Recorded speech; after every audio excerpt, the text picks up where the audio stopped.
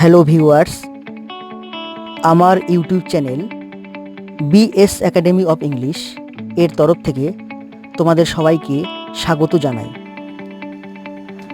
আজকে ক্লাস 11-এর একটি short story কর্মা খুশবন্ত সিংয়ের লেখা, সেখান থেকে আমি কিছু গ্রামার সিলেক্ট করেছি তোমাদের জন্য। সেই গ্রামারগুলো তোমাদের পরীক্ষায় আসার মতো এবং খুব ইম্পর্টেন্ট। তোমরা ভিডিওটি না কেটে সম্পূর্ণ দেখো, তোমাদের অনেক উপকার হবে। ভিডিওটি বড় না করে শুরু করি, চলো। প্রথমেই দেখো voice change. Number 1, she wore a dirty white sari with a red border. Voice change করতে হবে। Subject she, wore verb past টেন্সে আছে, আর a dirty white sari with a red border এই সম্পূর্ণটি অবজেক্ট ফ্রেজ। তাহলে এটি আগে লিখতে হবে। A dirty white sari with a red border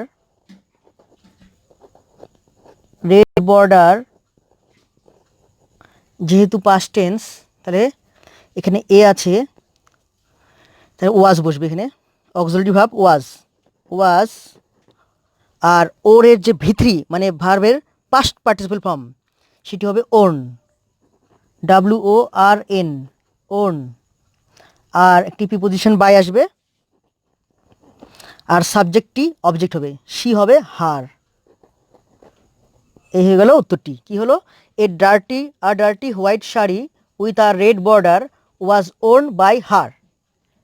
next, number 2, he did not like her poor illiterate relatives. সে পছন্দ করতো না তার দরিদ্র নিরক্ষর আত্মীয় স্বজনদেরকে। তাহলে এখানে subject he did not like, এটি ভার্ব, আর হার পোর ইলিটারেট রিলেটিভস এটি অবজেক্ট। তাহলে আমরা অবজেক্টটি আগে লিখব। হার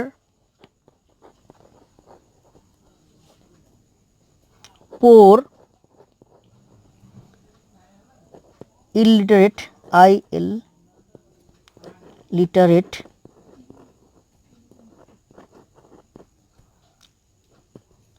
হার পোর ইলিটারেট রিলেটিভস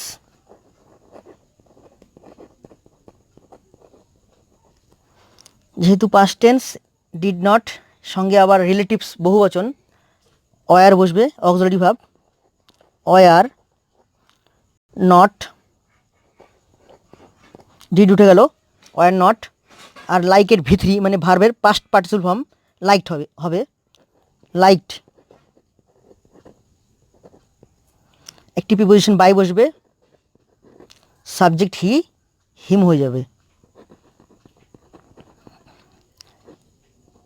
উত্তরটা কি দাঁড়ালো? Her poor illiterate relatives were not liked by him. ঠিক আছে।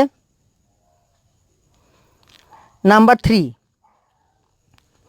She produced a 2 anna bit from a knot in her sari. এখানে সাবজেক্ট শি, প্রডিউসড ভার্ব, আর 2 anna bit from a knot in her sari এটি সম্পূর্ণই object phrase. তাহলে লেখো আগে অবজেক্টটা, এখানে লিখি এ a 2 anna bit from a knot in her sari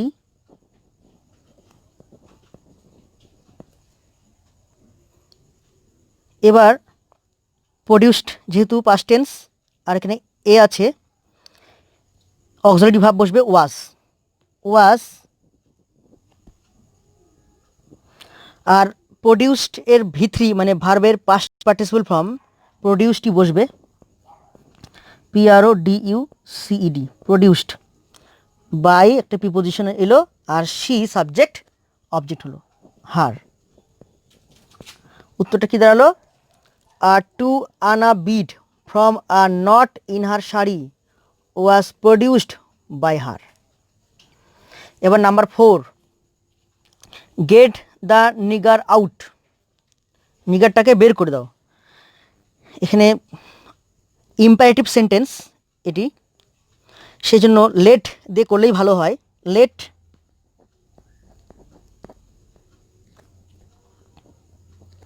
তারপরে object the Nigar, late the Nigar. এবার একটি বিভার্ব বসবে, বিই, আর গেট এর ভিতরি, গেট গট, গট হয়, জিওটি গট, গট, আর আউট প্রিপোজিশনটা এখানে নিয়ে নাও। উত্তরটা কি হলো? Let the nigger be got out.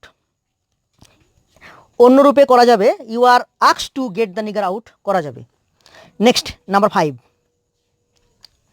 He glanced at his watch, সে তার ঘড়ির দিকে দৃষ্টি দিল বা একটা পলক দিল, গ্লান্সড করলো। এটিও পাস্ট টেন্সে আছে। অবজেক্ট হিজ ওয়াচ আর হি সাবজেক্ট, ভার্ব গ্লান্সড। তাহলে হিজ ওয়াচ আগে লিখি, his watch,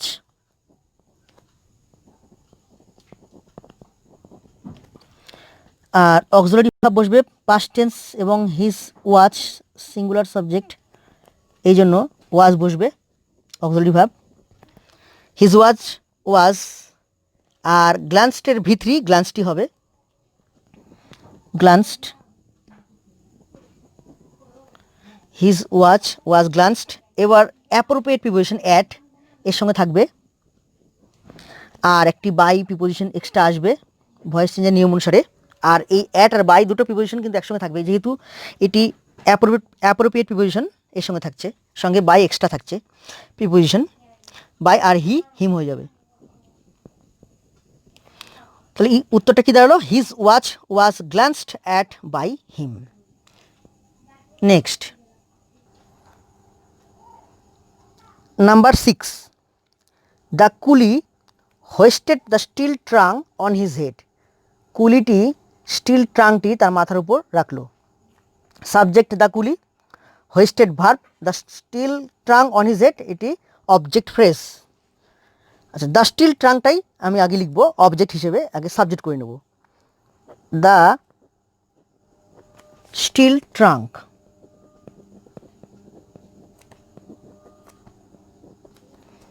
TRUNK,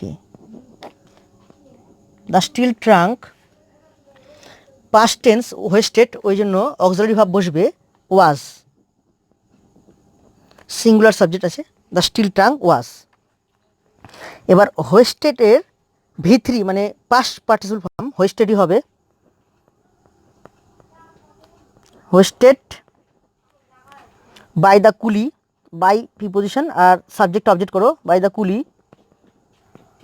by the coolie. আর অন হিজ হেড এটি লাস্টে দেব, অন হিজ হেড। উত্তরটা কি দাঁড়ালো? The steel trunk was hoisted by the coolie on his head. ঠিক আছে, এবার এসো ন্যারেশন বা ইনডাইরেক্ট স্পিচ এ। Number 7, you are a bit of all right old chap it said, mirror মানে আয়নাটি বলেছিল মোহনলালকে যে তুমি একটু হলেও ঠিক আছো। তাহলে ওল্ড চ্যাপ বলেছে মোহনলালকে আয়নাটি, তাহলে অ্যাড্রেস করেছে। তাই করতে হবে কি? অ্যাড্রেসিং, কাউকে সম্বোধনা জানাইলে সেক্ষেত্রে আমরা অ্যাড্রেসিং কথাটা ইউজ করব। ADDRESSING, addressing. কাকে অ্যাড্রেসিং করেছে? মোহনলাল, অ্যাড্রেসিং মোহনলাল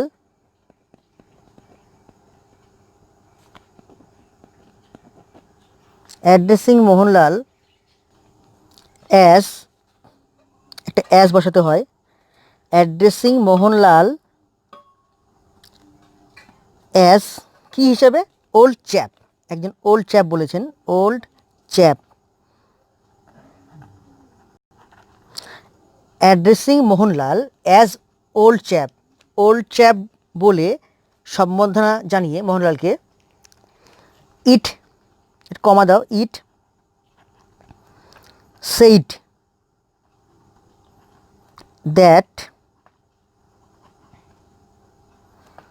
আর ইউটাকে যেহেতু মোহনলাল এখানে বসবে হি, আর এখানে যেহেতু সিম্পল প্রেজেন্ট টেন্সে আছে তাহলে উত্তর করার সময় সিম্পল পাস্ট হবে। হি এর পরে বসবে was, he was a bit of all right, bit of all right, stop. এর উত্তরটা কী হলো? Addressing Mohanlal as old chap, it said that he was a bit of all right. Next, number 8, are you travelling alone sister, জিজ্ঞাসা চিহ্ন। The কুলি said to the লেডিলাল, কুলি লেডিলালকে বলল যে আপনি কি একাই যাচ্ছেন, ভ্রমণ করছেন সিস্টার। তাহলে এখানেও সিস্টার বলে সম্বোধনা জানিয়েছে, তাহলে অ্যাড্রেসিং করেছে ADDRESSING, কাকে অ্যাড্রেসিং করেছে? লেডিলালকে। যাকে করবে তার কথাটা লিখতে হবে, নামটা লেডিলাল। কি বলে সম্বোধনা জানিয়েছে? সিস্টার। অ্যাড্রেসিং লেডিলাল অ্যাজ সিস্টার, একটা অ্যাজ কথা ইউজ করতে হবে, সিস্টার। অ্যাড্রেসিং লেডিলাল অ্যাজ সিস্টার, কমা দ্য কুলি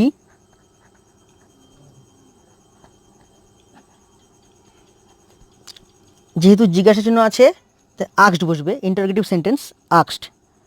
দ্য কুলি আক্সড, অ্যাড্রেসিং লেডিলাল অ্যাজ সিস্টার, কমা দ্য কুলি আক্সড হার, দাও আর লেডিলাল দেওয়ার দরকার নেই, আক্সড হার। আর এখানে যেহেতু WH ওয়ার্ড দিয়ে শুরু নাই বাক্যটি, এই যে রিপোর্টেড যে স্পিচ দেখা যাচ্ছে এখানে, তাহলে ইফ বসবে, ইফ বা ওয়েদার বসে, আর এখানে সাবজেক্ট আগে বসাতে হবে, তারপরে ভার্ব। ইউ মানে কাকে বলছেন? লেডিলালকে। শি হবে, তাহলে প্রোনাউনটা শি ইউজ করতে হবে, ইফ শি। আর এখানে প্রেজেন্ট কন্টিনিউয়াস টেন্স আছে, আর ট্রাভেলিং পাস্ট কন্টিনিউয়াস টেন্স হবে, she was travelling, if she was travelling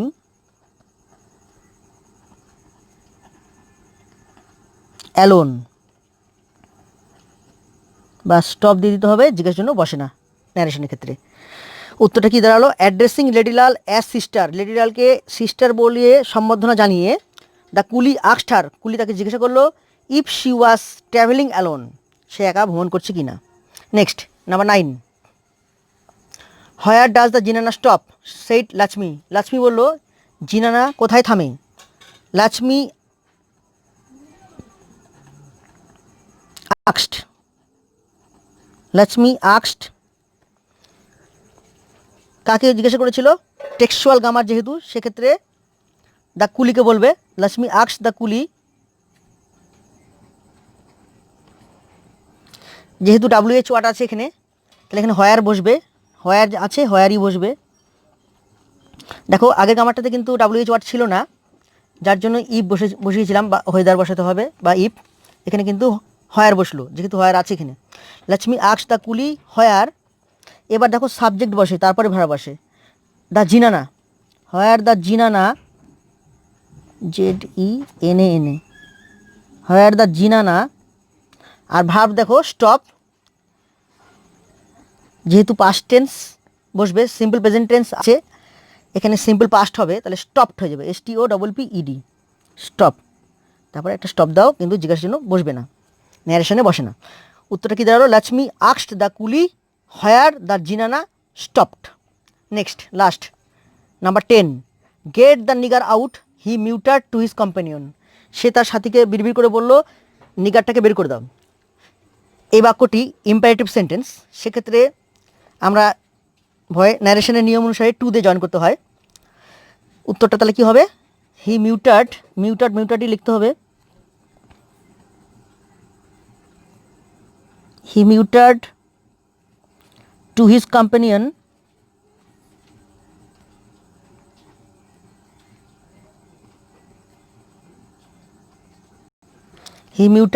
companion join করতে হবে টু দিয়ে, যেহেতু ইম্পারেটিভ সেন্টেন্স, টু দিয়ে জয়েন করতে হয়। To get the nigger out, to get the nigger out. তার উত্তরটা কি দাঁড়ালো? He muttered to his companion to get the nigger out. এই 10টি গ্রামার, যার মধ্যে ভয়েস এবং ন্যারেশন আছে, খুবই গুরুত্বপূর্ণ ক্লাস 11-এ ফাইনাল পরীক্ষা আসার মতো। তোমরা ভিডিওটি ভালো করে দেখো। নেক্সট পার্টে আরও আমরা ভিডিও নিয়ে আসবো, কর্মার সেকেন্ড পার্ট, আরও যে গ্রামার আছে যেখানে স্প্লিট, তারপরে জয়নিং এবং ট্রান্সফরমেশন অফ সেন্টেন্সেস, এই যে গ্রামারগুলো আমরা পার্ট 2-তে নিয়ে আসবো।